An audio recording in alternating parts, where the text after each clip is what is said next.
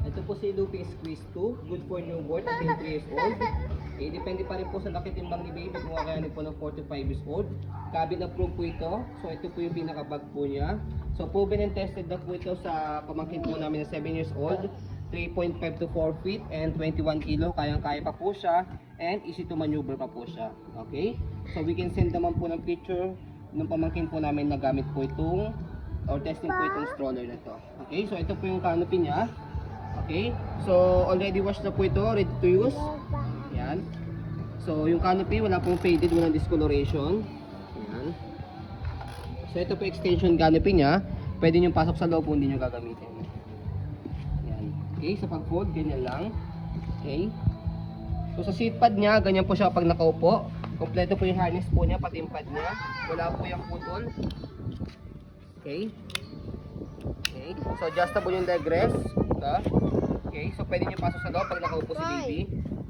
Yan. Okay, so sa front handle, ayan, may zipper po siya. Pressure point yung sa gitna para pag ilalagay si baby. May zipper siya para pag tatanggalin po ninyo, paglaban nyo, pwede nyo po siya matanggal. Okay, so ito po yung footrest niya. Okay na okay yung footrest niya. Yan, yung gulong sa harapan, yan, okay, color black. Ayan, okay.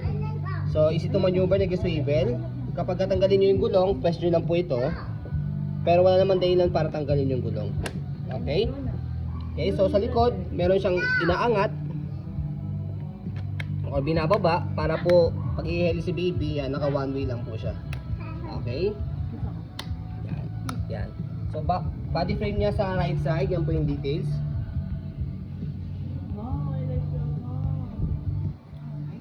Black frame po siya.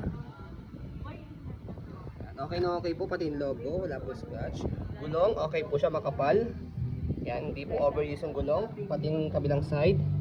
So stopper, color green, naka-go, police red, naka-stop.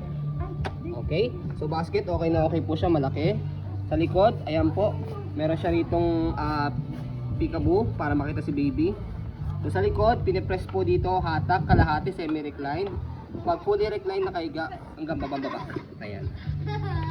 Okay, so atakin nyo lang po pag gusto nyo na iyo po. Body frame sa left side.